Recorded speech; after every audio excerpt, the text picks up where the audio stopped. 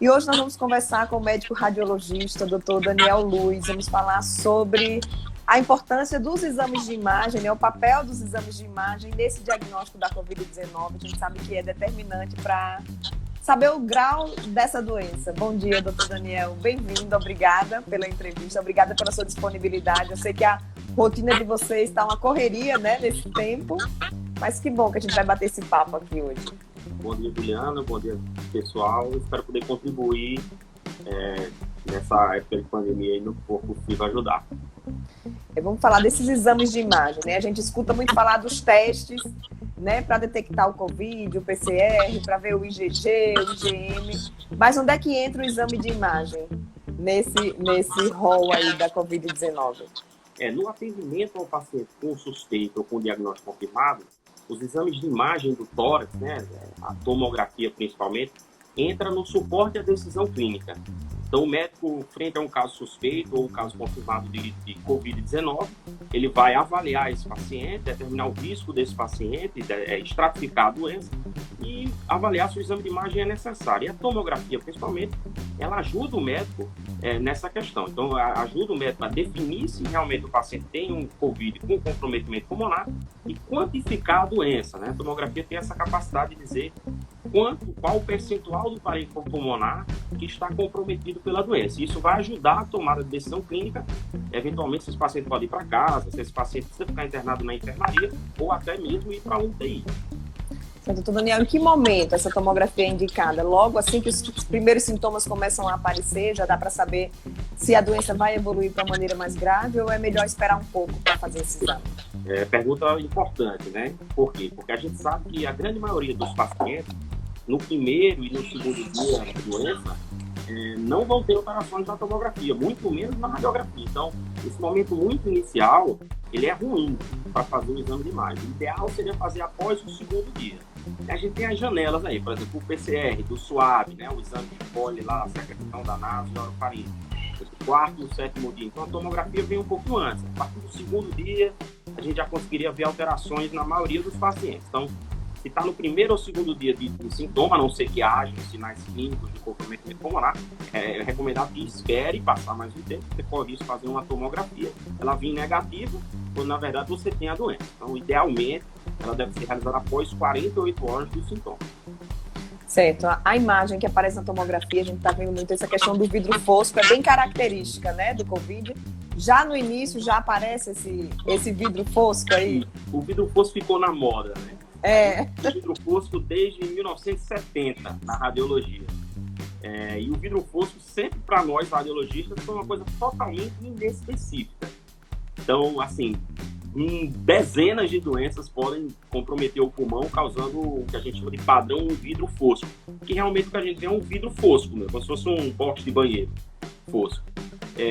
Entretanto, quando o radiologista vê o exame, não é só o vidro fosco que ele vê como esse vidro fosco compromete o pulmão, como ele está distribuído no pulmão, e juntando essas características com o padrão de vidro fosco, o médico radiologista é capaz de dizer, essa tomografia, ela sugere pneumonia pelo Covid.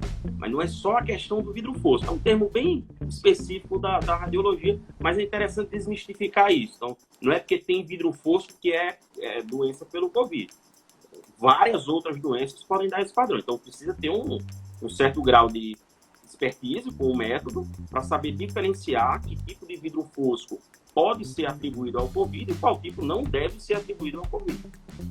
Doutor Daniel, as pessoas que não apresentam tantos sintomas de gravidade, nem a falta de ar, essa imagem da tomografia já pode indicar esse vidro fosco, essas características da Covid? Pode. Entretanto, esses pacientes que não são do grupo de risco, né, e pacientes que não têm sinais clínicos de comprometimento pulmonar, não estão com a saturação baixa de oxigênio, não estão cansando, não estão com aumento da frequência respiratória, não tem alteração do exame físico pulmonar, esses pacientes, a princípio, não precisariam realizar uma tomografia. Caso eles realizem, após o segundo dia, é provável que se encontre essas lesões em vidro fosco que são características. Mas nesses casos de pacientes com doença leve, fora do grupo de risco, não há necessidade de se realizar a tomografia, a não ser em contextos muito específicos. Qual a diferença da tomografia para o raio-x? É para a gente saber que no diagnóstico da pneumonia, muitas vezes, os médicos recorrem ao raio-x. Isso. E no caso do Covid, não. No caso do Covid também. O que acontece é o seguinte, a tomografia é um método que utiliza o raio-x como formação da imagem. Mas é um método bem mais avançado. Ele vê o pulmão com um detalhamento muito maior. Então, você só consegue detectar as alterações no raio-x quando o comprometimento já é extenso e maior. De forma ideal, você deveria detectar esse comprometimento dos pulmões de forma mais precoce. E a tomografia, nesse sentido, ela é importante. Ela consegue ver a alteração da pneumonia pelo Covid muito antes do raio-x. Então, quando o médico solicita o raio-x, que já está aquele raio-x feio, todo infiltrado, cheio de lesão, esse paciente já vai estar grave, já vai estar na UTI, já vai estar entubado ou quase sendo entubado. Ao passo que a tomografia não. A tomografia pode mostrar alterações iniciais que vão sugerir para o médico se esse paciente pode evoluir de forma mais grave ou não. E ela também é utilizada no acompanhamento dessa evolução da doença, no acompanhamento do tratamento? Perfeito.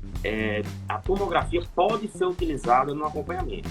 Quais seriam as indicações de realizar a tomografia nesse controle? O paciente que piora.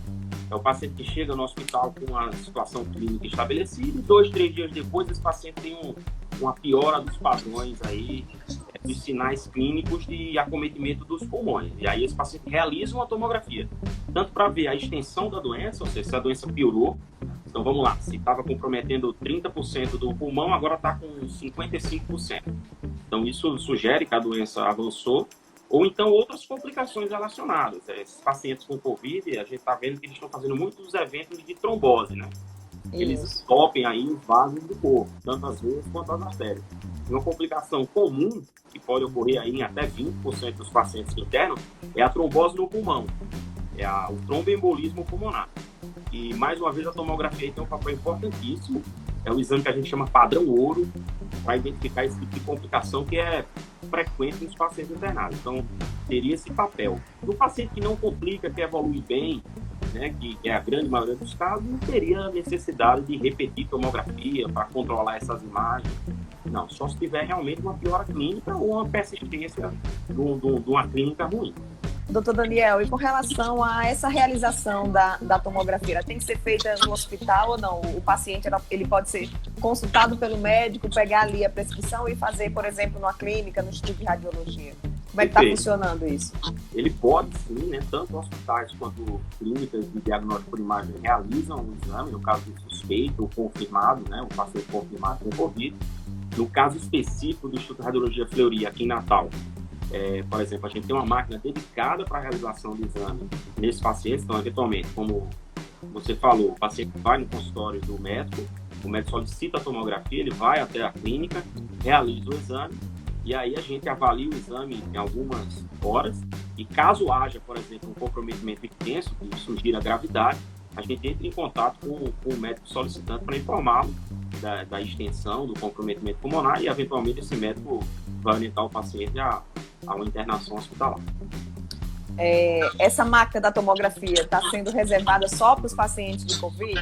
Estou perguntando porque os pacientes ficam com receio, né, também. Os pacientes têm muito medo, né, de entrar num ambiente que vários pacientes com Covid podem ter entrado. As clínicas e os hospitais que possuem mais de uma máquina de tomografia, geralmente reservam uma dessas máquinas para os pacientes com sintomas respiratórios, ou Covid confirmado. As clínicas e hospitais que não possuem 2 aparelhos de tomografia, geralmente realizam limpeza entre um paciente e outro. Isso não é ideal, porque atrasa o serviço. Então, a limpeza entre o paciente e outro demora de 20 a 30 minutos. Mas, nos casos onde as clínicas ou os hospitais têm mais de uma máquina, esses serviços estão reservando uma máquina para a realização de exames apenas nos pacientes suspeitos, que é o caso do Instituto de Radiologia aqui em Natal. Diante das tomografias que já foram realizadas, o que você tem percebido, esse agravamento da doença realmente acontece em pacientes mais idosos ou aqueles que têm comorbidade, ou você já pegou também pacientes jovens que têm níveis saudáveis e desenvolveram uma forma grave? Isso. Pode acontecer do paciente jovem desenvolver uma forma mais extensa, uma forma mais grave do Covid. Mas é bem mais frequente no famoso grupo de risco, né? Naqueles pacientes mais idosos, com outras doenças que a gente chama de comorbidades. O indivíduo jovem, ele pode eventualmente fazer uma doença grave. Isso não é esperado, não é comum, mas a gente está vendo muito entre os jovens, isso é bem mais frequente nos jovens obesos. Infelizmente, cada vez mais a gente vem percebendo essa relação de obesidade com doença grave. Então, é uma realidade, a gente percebe pelos exames de imagem, a gente consegue ver a espessura do tecido adiposo, mas é bem mais frequente nos pacientes jovens a doença ser grave nos obesos. Isso é uma coisa que preocupa e já vem sendo cada vez mais bem estabelecida nos artigos médicos esse novo grupo de risco aí, nos pacientes obesos. Ótimo, doutor Daniel, muito obrigada, viu? Ótimos esclarecimentos aqui. Bem, eu que agradeço, Juliana, sempre que precisar, espero poder ajudar. Obrigada.